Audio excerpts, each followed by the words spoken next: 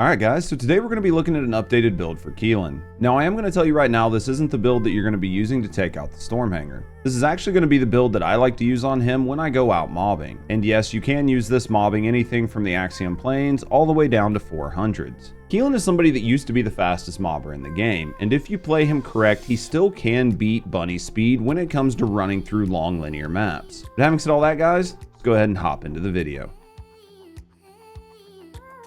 Alright guys, as always, we're going to go ahead and start this build off by looking at Keelan's weapons. So for the weapon that's going to be in Keelan's main hand, we are going to be looking at the Peacemaker, and because this is a stat stick, you don't really have to worry about building into it too much. The main thing I would do here is go ahead and slap on some sprint cores, that way you can move around the map just a little bit easier. Everything else on this weapon I would not worry about because you will not be shooting it or using it for any damage.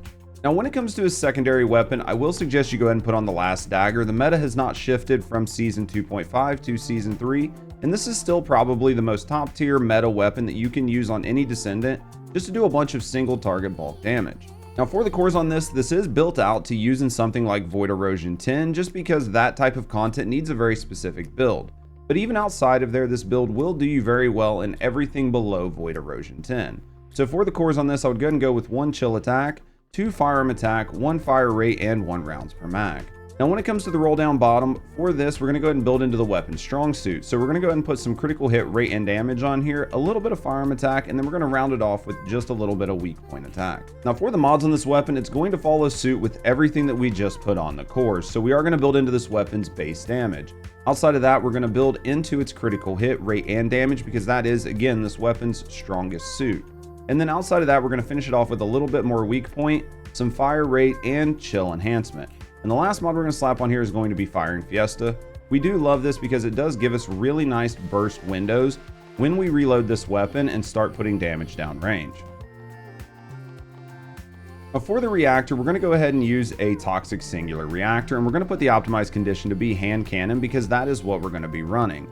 Now when it comes to the roll down bottom, what I went with is very much to synergize with his build and his mods that we show you later. Now, because of that, I did sacrifice some damage that you can get on him, but because we went with skill cooldown and skill duration up, our goal here is going to be to allow Keelan to really utilize his dashes and try to get him as close to infinite dashes as we can. And this is really going to let you do that. Now for the component set, we are going to be going with the Plague set on Keelan. He really benefits a lot from this set, especially when it comes to his skill damage. Now one of the big negatives to this set is that it does really hurt his weapon damage, and it is going to make his Last Dagger not do as much damage as it would on somebody else. Now even with all that said, we are planning on using Keelan primarily as a skilled Descendant to bulk mob and bulk clear. So we're not that worried about the effect this set is going to have on his Last Dagger, because realistically we're not going to use it a whole lot, and we'll go over that a little bit more when we talk about his skill and his skill weave at the end of the video when we explain how to play him. The main thing I will say about his components is make sure to try to get as much survivability on here as possible with the HP and the defense in the component cores. Outside of that, on your rolls, again, go for whatever you can do for survivability, as the MP that you see on my sets don't really benefit Keelan because he doesn't actually use MP, but I use this set on a couple other Descendants, and it's not worth it for me to go out and farm an entirely different set just for one Descendant or for one build. For the inversion reinforcement, this is what we're going to be looking at, and honestly, typically I shy away from Arche circulation tactic, but with Keelan, there's not a whole lot on this inversion reinforcement. It's really going to benefit his kit to any crazy degree. So because of that, and because of the fact that we're trying to spam his abilities as much as possible, I'm actually going to go ahead and pick up this node for this particular build.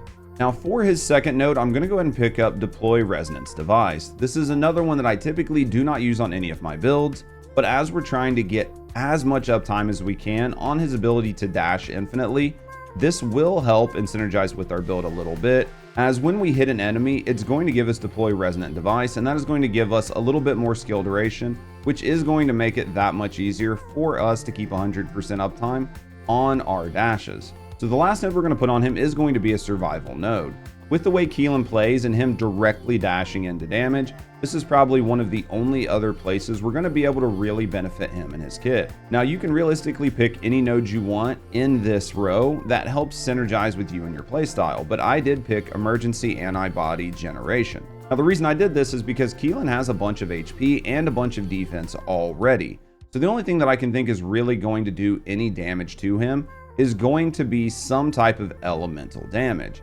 And this is going to help offset that just a little bit. So this was just my way of trying to find out what would work best to keep Keelan alive, as we've already stacked into all of his defense and all of his HP in other places in the game. Alright guys, so when it comes to the Arche tuning, I'm actually going to show you two separate trees, and I'm going to explain the difference in timing when you would use these trees. Now the first tree I want to look at is going to be the first in tree. This is a tree that I would say that you should use when you're playing with other players and you know you're going to be the first person in the room.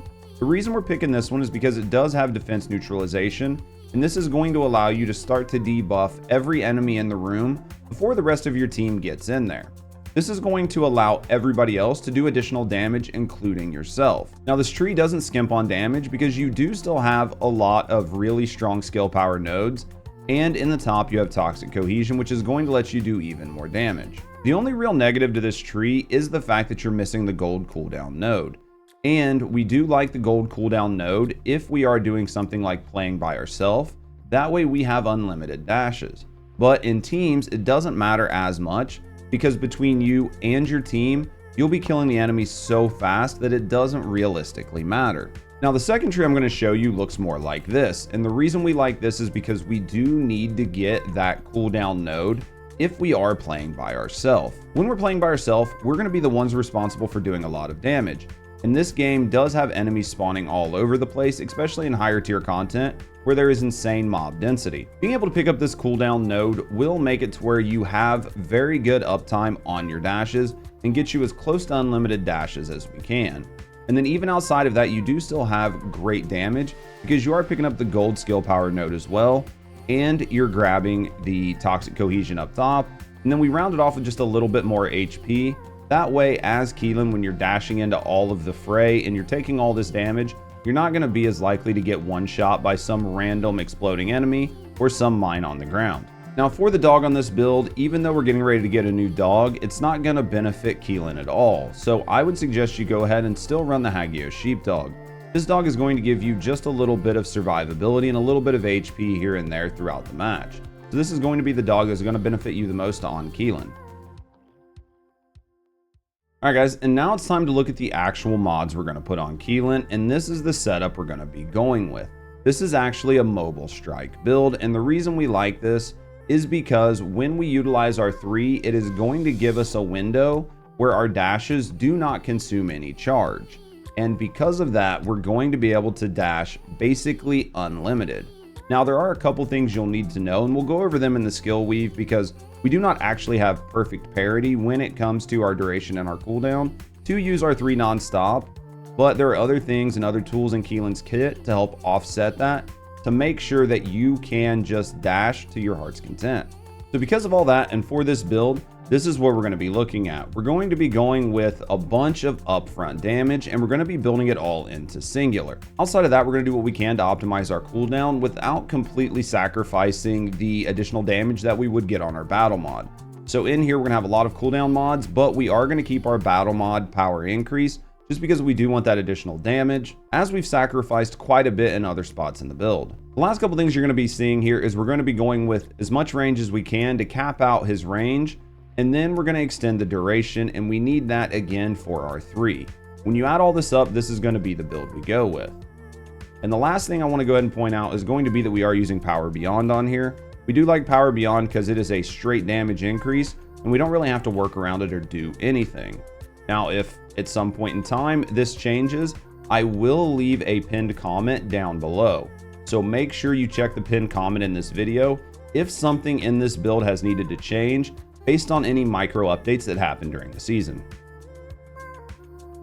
Alright guys, and now we're going to talk about how to play the build, and this build is a fun build and it is kind of straightforward, but there are a few nuances. The main thing we're going to do here is we're going to try to dash around and kill everything with our dashes. So opening up a battle, we are going to go ahead and start using our 1 and our 2 to build up our special resource. Once we get our special resource over 50%, we're going to go ahead and pop our 3. Now when we pop our 3, our dashes will not be consumed for about 7.5 seconds. So during that window, go ahead and dash as much as you can and do as much damage as you can during that window. Now when that window is up, you will start to consume your dash charges again, so do pay attention to how many dashes you have when that window is up. If you run out of dashes, feel free to use your 4 just to refill your dash stockpile. But do keep in mind that if your 4 is glowing purple, you will actually do damage and you will not refill your dash charges. So ensure you're out of the range of enemies when you use your 4, because if you have already dashed through an enemy and then your 4 is glowing when you use it, you will waste all of that custom resource to do damage to that enemy instead of refilling your dash charges.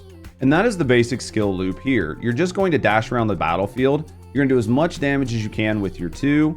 You're going to keep utilizing your 3 to give you unlimited dashes, and then if for whatever reason you start to run out of them, you're going to move away from any enemy you've dashed into, and you're going to utilize your 4 to refill your dash charges. But that's not the only thing your 4 can be used for. And now we're going to talk about how to use your 4 around chunky enemies or bosses. Now if you see a chunky enemy or a boss, go ahead and dash through them.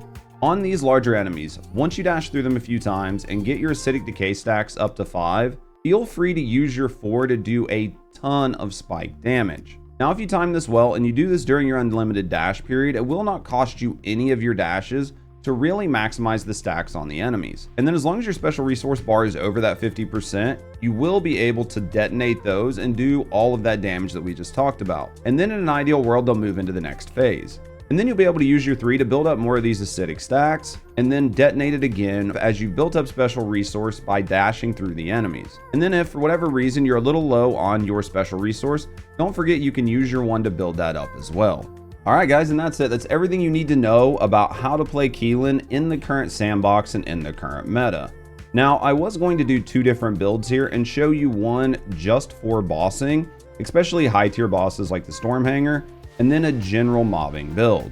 But transparently, the Stormhanger is going to be going away here soon. And when the Stormhanger goes away, I don't really see people using Keelan for high tier bossing, so I didn't want you to waste your resources building into Keelan for something super specific that you're not going to be doing with him here in just about another month.